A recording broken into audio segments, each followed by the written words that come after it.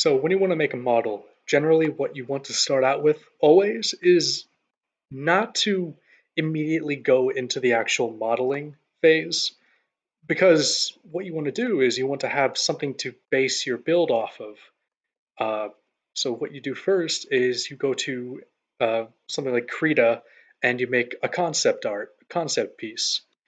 And this is the piece I'm going to be doing today. We're going to be making this model. Essentially, you don't really need to be like super skilled at art or anything to make concept art. All you need to do when you're making concept art is just to get the idea in. It can be an illustration like this. It can be, you know, professionally painted. It can just be a sketch in your notebook. You don't need to be fancy. So the reason I have it in Paint right here is because we're going to transfer this image into our workspace. So essentially how we're going to do that, we're going to copy, we're going to go to Paint here.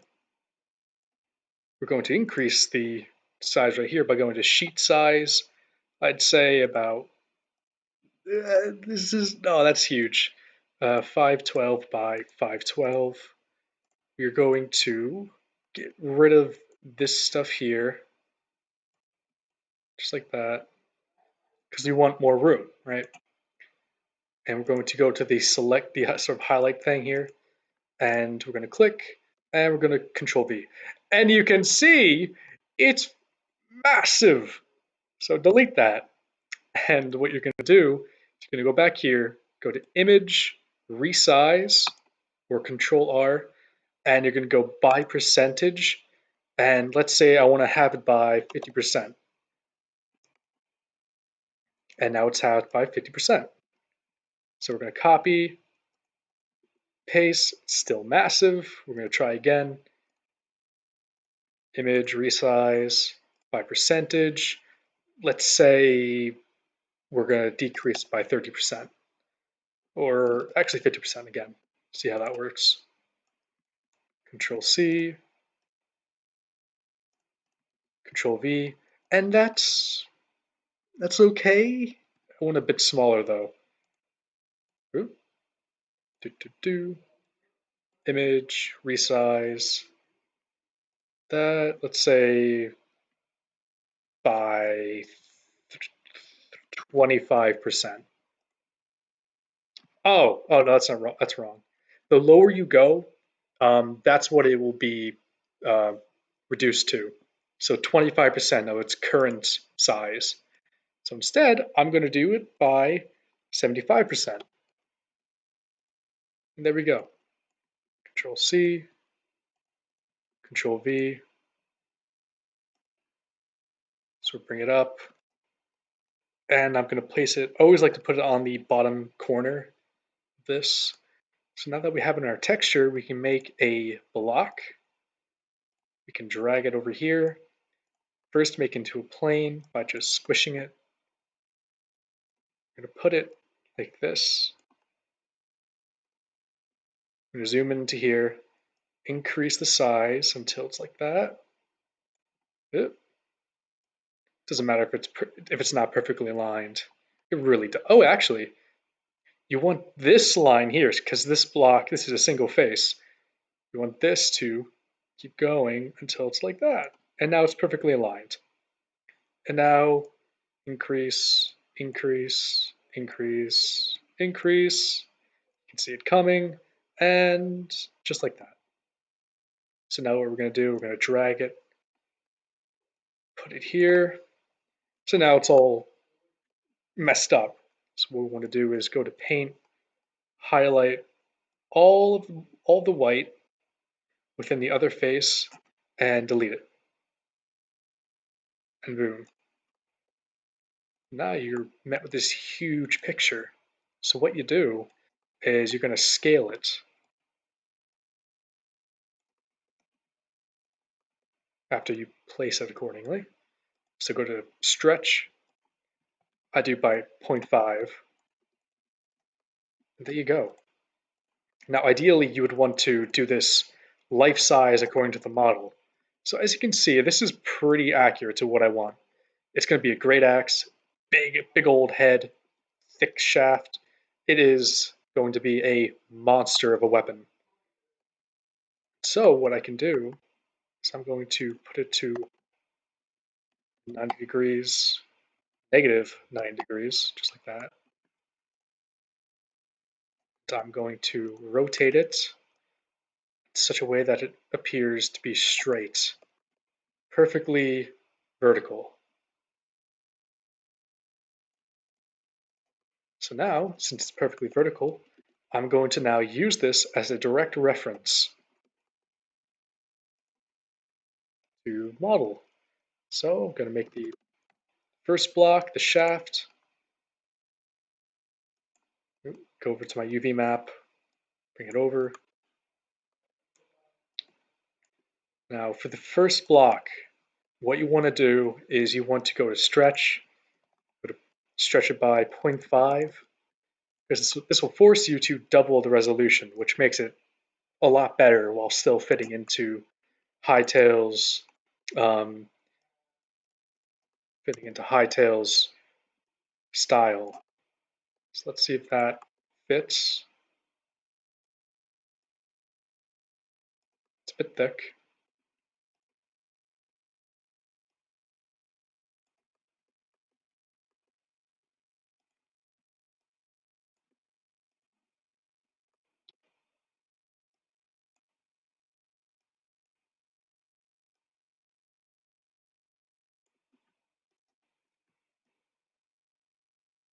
Now, obviously, it's not perfectly like that, but you can sort of adjust it to where it is. See?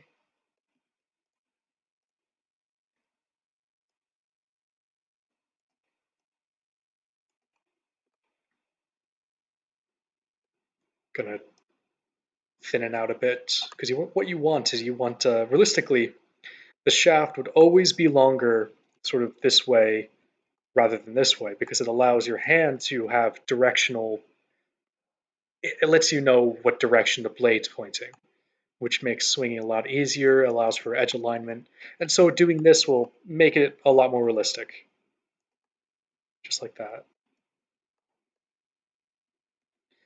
But what I'm going to do actually is up here, I'm going to make it a kind of a tapering effect, because you can see it sort of poking out.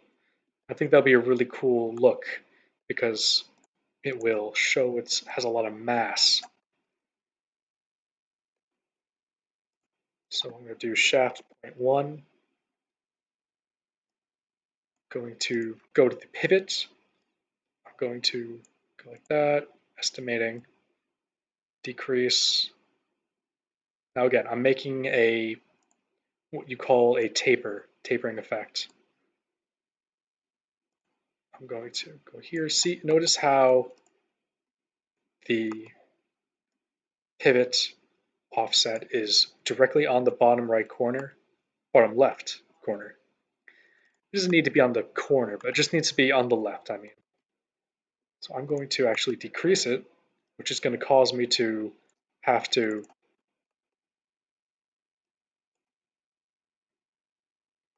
put the pivot a bit, adjust the pivot a little bit, just like that. Perfect. So now I'm going to move it inside.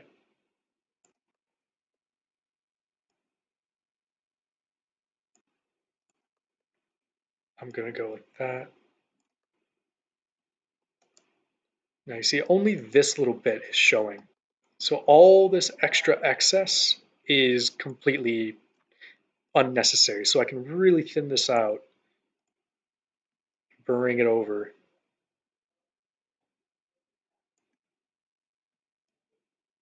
Just like that. Go a little bit more actually.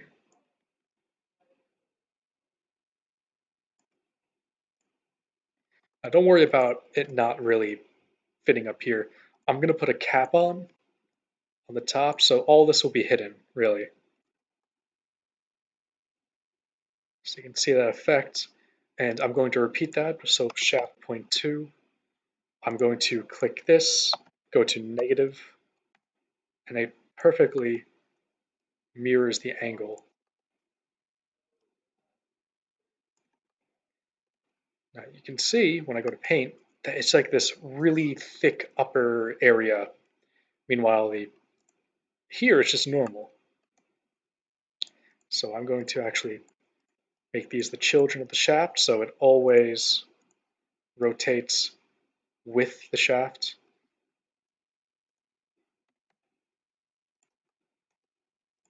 I'm going to make the cap now.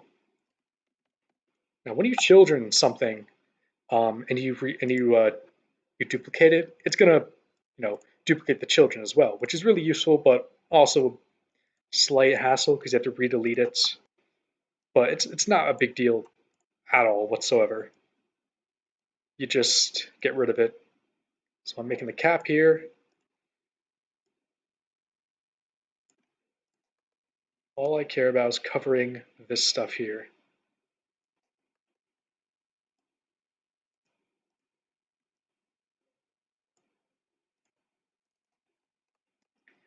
It doesn't really matter if it doesn't fit perfectly to the image. As long as the model looks good, you're totally fine. Also, another thing I'm going to do is we just parent that. Now, when you want to move something and put it back, notice the way you want to move it. So this is the blue arrow. This is 24.24. So copy that, and you just move this. You can see the image, and just repaste 0.24, and it's back where it's supposed to be. So I know now that the head's supposed to come over like this and attach. So I'm going to duplicate this, head main, I'm going to call it, going to increase it.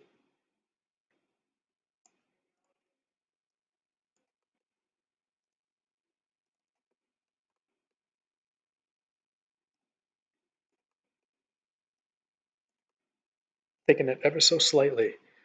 Now, even though it's not that much, it really will add a lot of depth. Because generally, when it comes to subtlety, people don't notice it, but they always see it. The distinction is that they subconsciously see it, and that sort of, tells their brain whether or not they like it or not. Subtlety. They always see it, but they don't always notice it. So now I'm going to continue making the beard of the axe, well, the head of the blade of the axe. So head 2. Now you can see I didn't. It's as if someone just sort of bonked it downwards and sort of bent. So I'm just going to ignore that. I don't want that, honestly. Maybe I do. Let me see how it really looks. Copy 0.24. Now that looks really derpy. We're going to make it perfectly straight.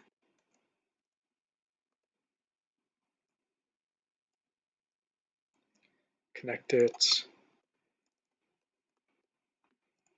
Going to see this.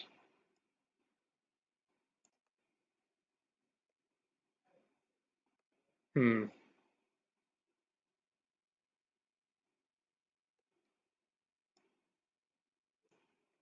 Now what I'm trying to do here is I'm trying to taper it down. You can see it's absolutely thick. This is the kind of thing you would see on a wood chopping axe, this thickness.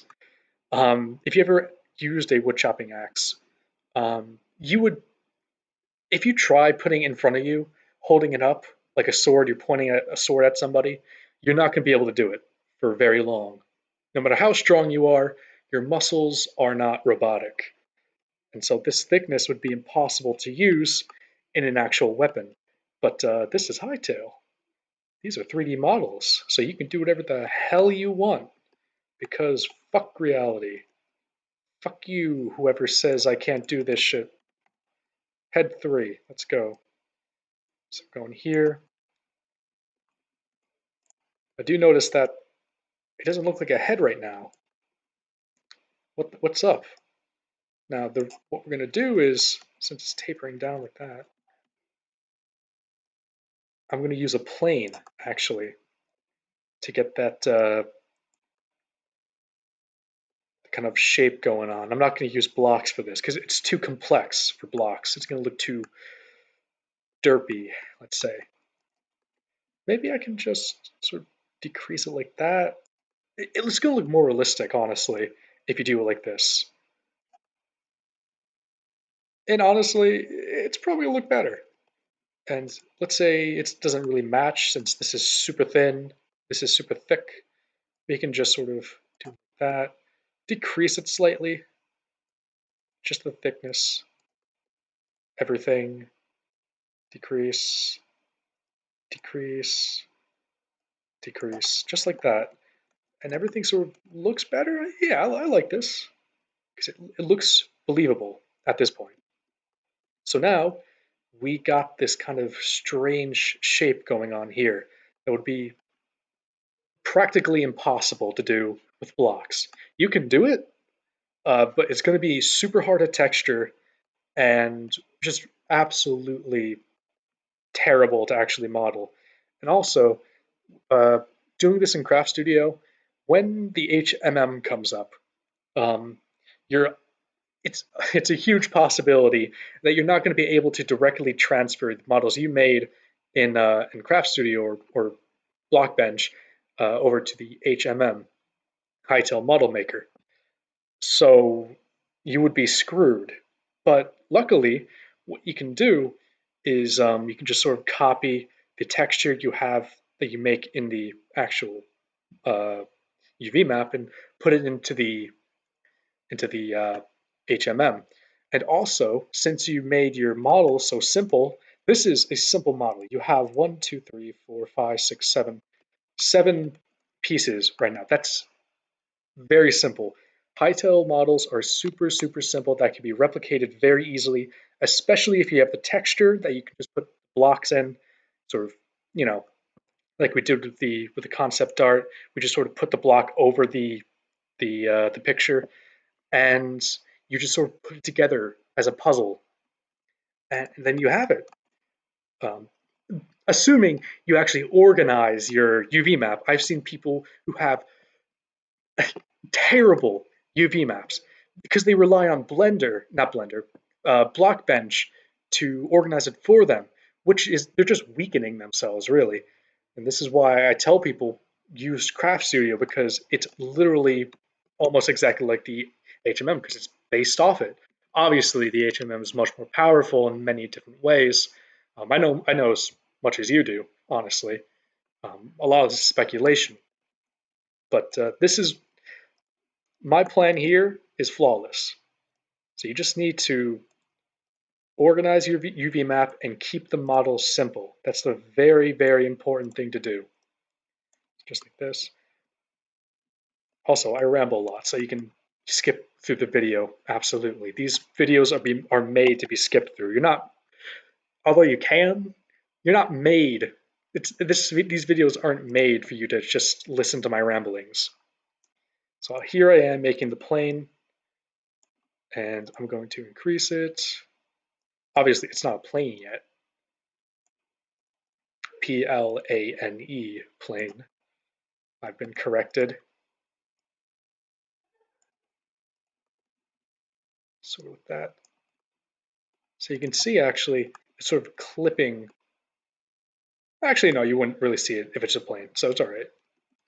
So now that's perfectly encompassing it. So what I'm going to do now is I'm going to turn it into a plane.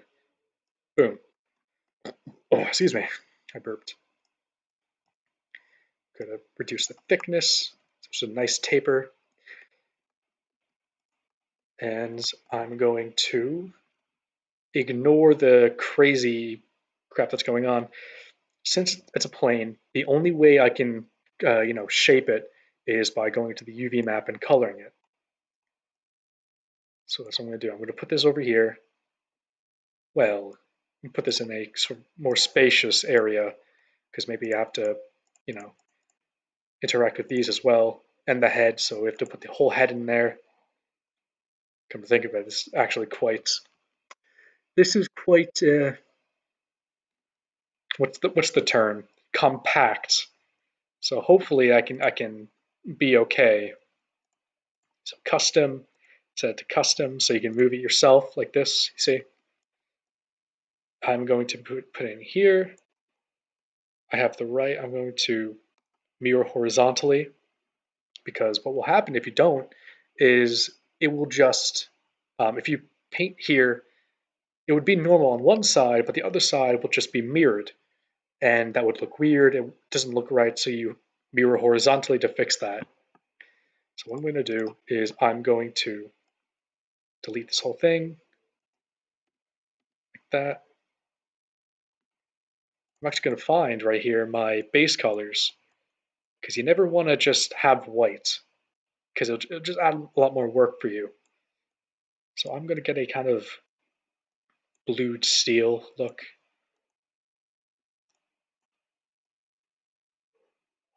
A bit darker, desaturate. That's good. So we got this going on, and I'm going to color in with my base colors, just like this. Now we're going to add a lot more texture to this. Not in this video, obviously. It's just for the model. If you want to see texturing, I have another tutorial video for that, and it's pretty good, I think. Ah, yes, that is weird. There we go.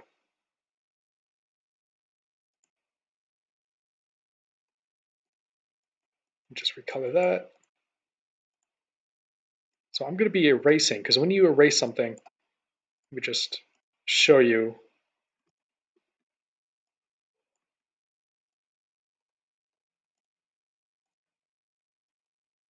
It becomes transparent. You will see in a second. Boom. Okay. So you have to fiddle with these horizontally mirror things. See? Transparent. So you simply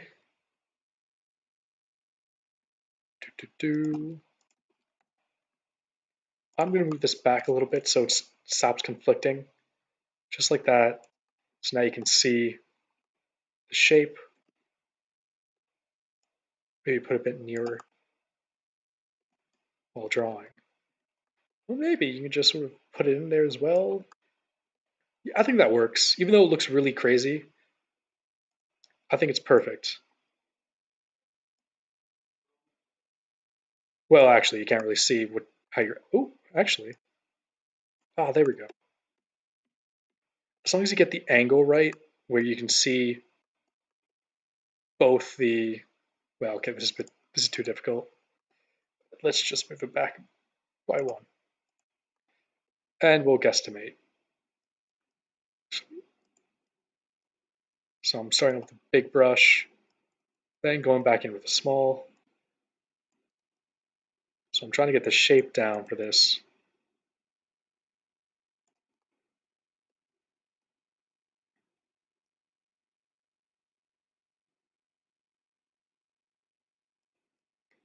Just like that.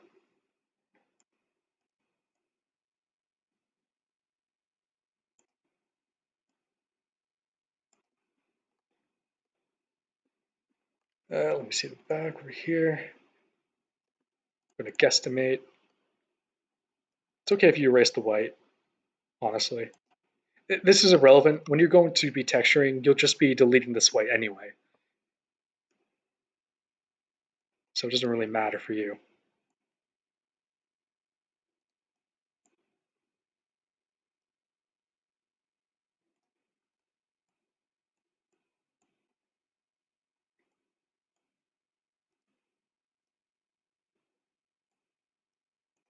So I found the starting points of both the top and the bottom, and I'm going to follow the line.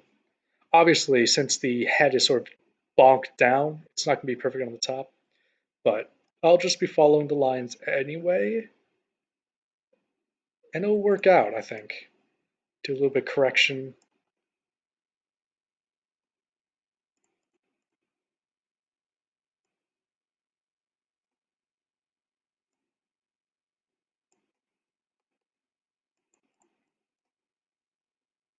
Yeah, it's a That looks a bit thick, too thick. Like, I want this thick, but that's a bit thick, if you know what I mean. So I'm going to delete that, so get the larger brush. Hmm.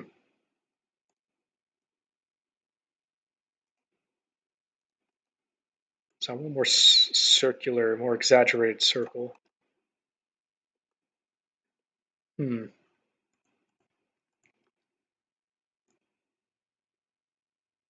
Hmm. Hmm. A lot of this is just trial and error. Ooh, I like that. I like that. So as you may think that, how are these going to be um, flowing with the texture of the plane? Well, you simply organize your UV map, as I said previously. And what you're going to do is you're going to take it. I'm going to paint a little line, a little dot of white, so I know where this block covers the plane right there. That's when it ends. That's when it starts. So this is where the plane starts. This is where the block starts.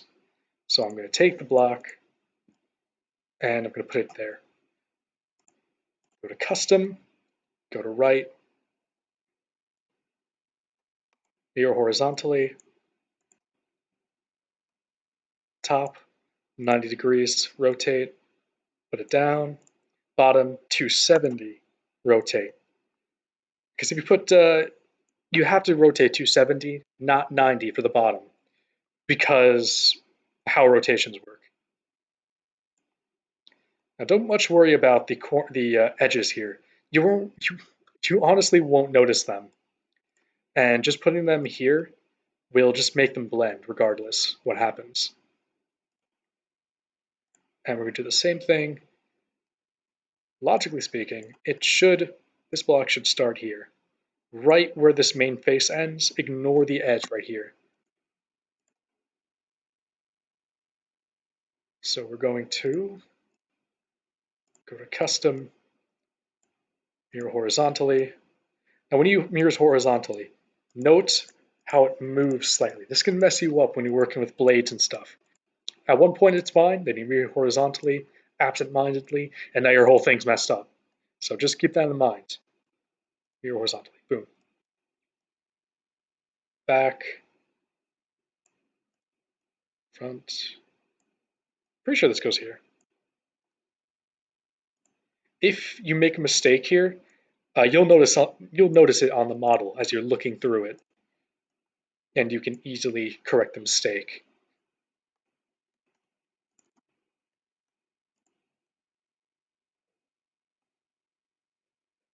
Uh, since I'm not going to be, you know, rendering this in Blender anytime soon, I'm going to take, I guess that, right? Is it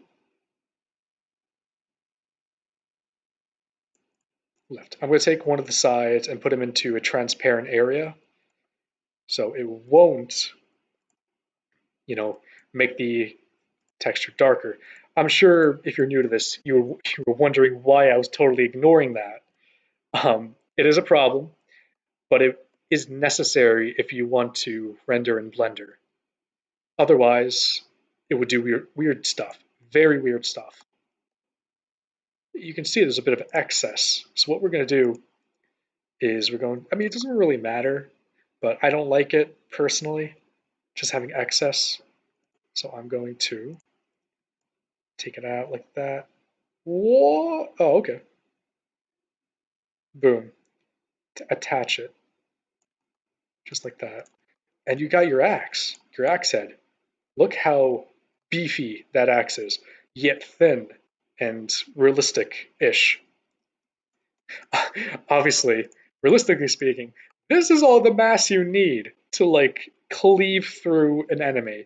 Like you can just go up against a giant spider, cut out all of its freaking legs, and with ease because of this massive amount of mass that you have with the shaft. This is the kind of shape you have for wood cutting axes, not battle axes. Battle axes actually they were actually very um very hold on very sleek and maneuverable rather than the barbarian kind of things you see in fantasy. Fantasy stuff, it's not bad. I don't have any problems with against it. Oh, here's a problem. You can see that the bottom conflicts with the plane. So if I want to color it, oop, if I want to color it, it'll show up on the plane. You can see there. So we're going to need to move that, erase that. So I guess we can just sort of, what we can do is, hmm, we can ignore it for now because when we're doing the texturing, we have to have it like this for smooth kind of transitions of the actual texture. But afterwards, the way to fix it is you simply, let's say I'm going to sort of fast forward this a little bit, and I'm going to texture it right now because it's not going to make sense explaining it. So do some texturing here. Terrible, terrible scrawls of texture. And you can see the result of that. You can see it sort of going like that. What you can do is you just simply highlight, Control X, Control V somewhere else, and you just sort of drag this up and put it here. And now you can see it's not conflicting anymore. It's just on the bottom as it should be. See what I mean? And you can sort of patch this up, this damage, and boom, you're perfect. But for now, I'm going to ignore it and put it back where it should be. Ah,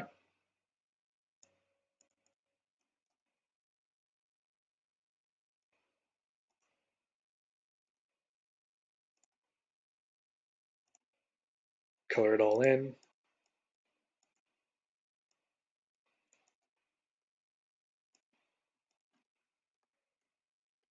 Oh yeah, that's good. Besides this little thing. So the cap as well, I'm pretty sure that's just going to be wood, or maybe it should be metal. Yeah, it's going to be metal. So what we're going to do is it's going to be a different kind of metal than the axe head. So we don't really need to make it a smooth transitional texture anymore. The fuck is this thing? Oh, oh, it's the back. Okay, that goes here.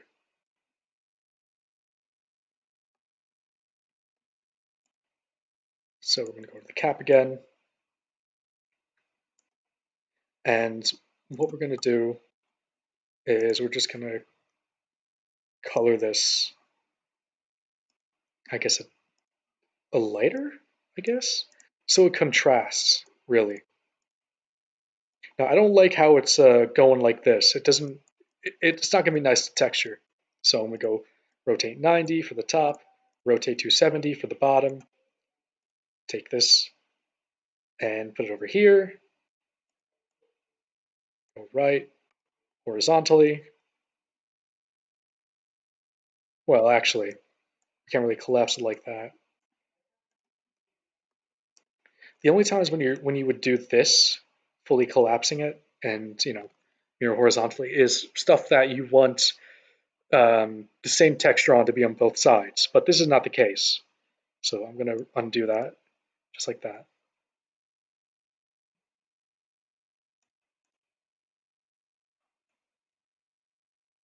Hmm.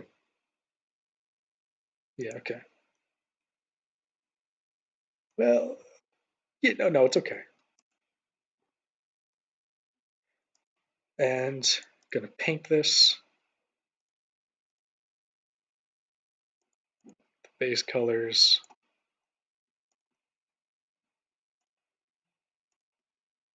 Boom, you get your cap.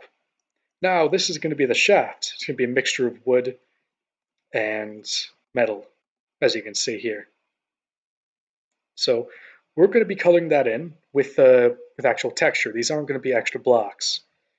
Again, um, Hightail's style relies on simple models and complex textures that add depth and all you're going to need for the stuff. So what I'm going to do is I'm going to first paint the base colors for the wood. So I want to kind of like darkish, maybe desaturated brown, like that, because it's going to be aged and war beaten. I do note that the tapering is not included in this. We're going to add those in a second. Now, this is the same process you'd be doing with hilts and all that, and swords, or other weapons. It's just usually you have grips, I meant, not hilts, grips. Usually you just have grips with swords rather than axes like these. So I'm going to combine this. You can see it's the right side that's showing it to us right now. So it's right here, this right here. And I'm going to drag it in. 1, 2, 3, 4, 5. Well, at that point, because that's when the things start showing up. You see? So I'm going to leave it where it's barely showing up. You can sort of see a little bit, but don't worry about that. I mean, maybe, yeah, okay. Honestly, these are subtle things, so you don't need to worry about it that much. In this case, I am going to do it like this, where it's not showing at all. I'm going to go to Custom, Bottom, bring that down to here. Going to do this. Well, actually, first off, put the front here and mirror horizontally. I'm going to take the left. Well, no, I'm not going to do that. Unmirror it horizontally. And we're going to repeat the thing for this side.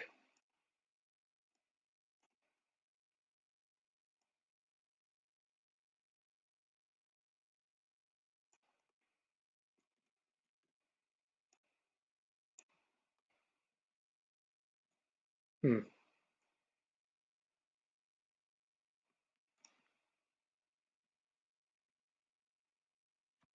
Hmm. You know what? I think I am going to collapse the sides together.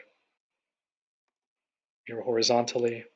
The front can stay back because the front for this is inside. You won't be able to see this, so it doesn't really matter where this is. As long as it's, not visible, you're okay. Well, the top should be on the top. The bottom should be on the bottom, which makes sense. So a lot of this has to do with understanding where the faces are and how they relate with the actual model. Top goes here, bottom goes there, and good. So we got tapering there as well. And we're going to call in the base. To me, I know this is included in the other video for texturing, but to me, base textures is part of the modeling process because it gives you an idea of what you want to do. Ah, look at that. Hmm. Hmm. No, it's okay. What we're going to do is we're going to add the metal.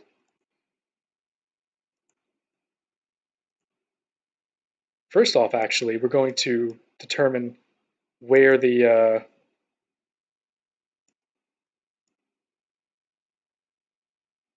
we go. We're going to determine where the head starts. and where the shaft starts. So you can see here, this is where the shaft starts, this is where the head is. So we're going to give this a dark, very dark, just so we know.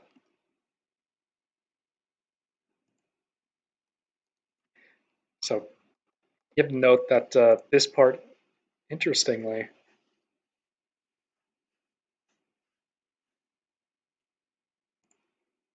hmm,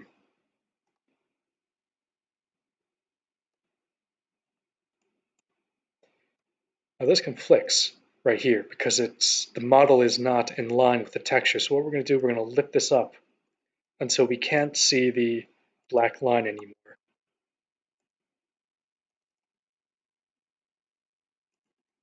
See that? A lot of the stuff you just notice as you're doing it, honestly.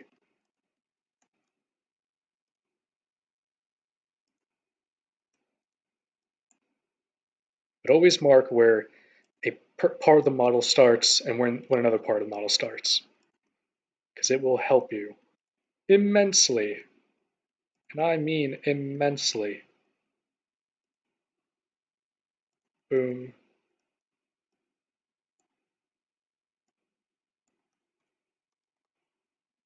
That's a little bit more, I guess. By the way, hold shift to actually do the line thing. I should have said that before. My apologies. So we're doing this, and we're going to make the languettes, which is basically the structural kind of bar of steel that protects the actual head from snapping as easily. What I'm thinking of doing actually is increasing the length substantially. Nah, nah, it's already the size of a man. It's all good. Okay. So that looks all right. I think I can do to increase by one more pixel, just like that. Because now what we're going to do is we're going to go to the smallest 1 pixel brush and we're going to add some shape to it. Just sort of it rounds out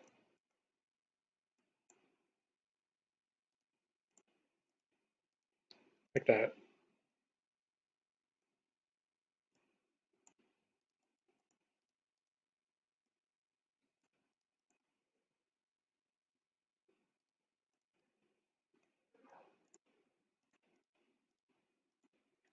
Boom, just like that.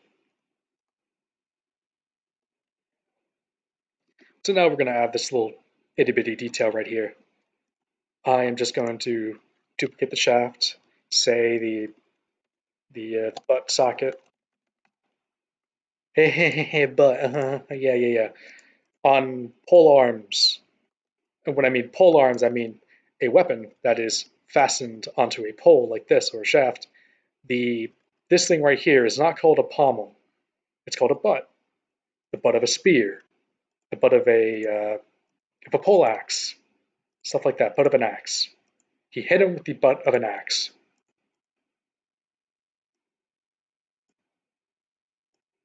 Full.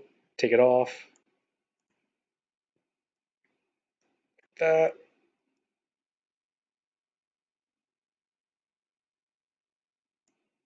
Gonna increase it by one all around. Double click the thing to concentrate on it.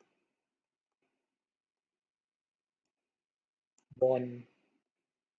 You can just sort of, yeah, I like that.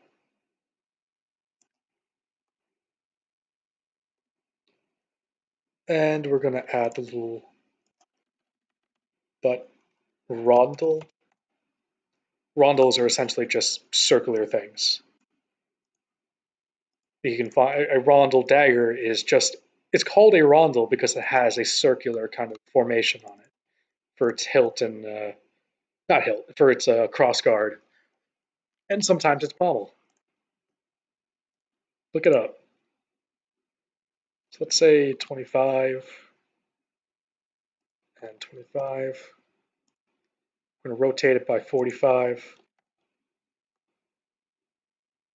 I guess maybe 28. Trial and error. Yeah, I think that looks good. Bring it up.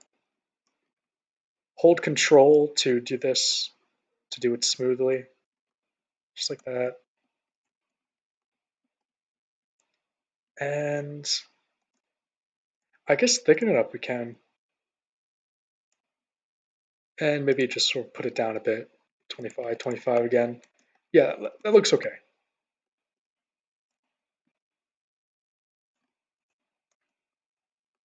Here we go. I'm gonna bring it down here, bring this down here, control, take the bottom, put it right there, top, custom bottom, down right there.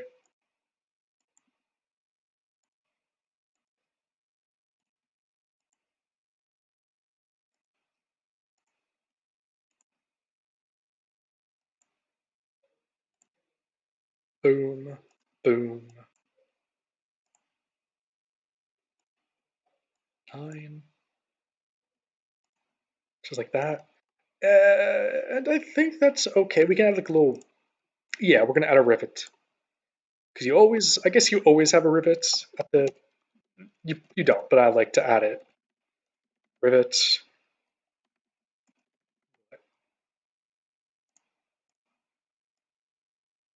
and we're just gonna increase the size, well, decrease actually, to 5 all around, just like that. I think that looks okay. 777. Decrease the actual height 4, and put it in like that. Yeah, I think that looks a lot better. So now the model is pretty much done. Honestly, I just would suggest you add the what do you call them? The base details. Um, and you can see that in my other texturing video. This is essentially it. Honestly, it's pretty cool. So I heavily suggest you try it out. Bye bye.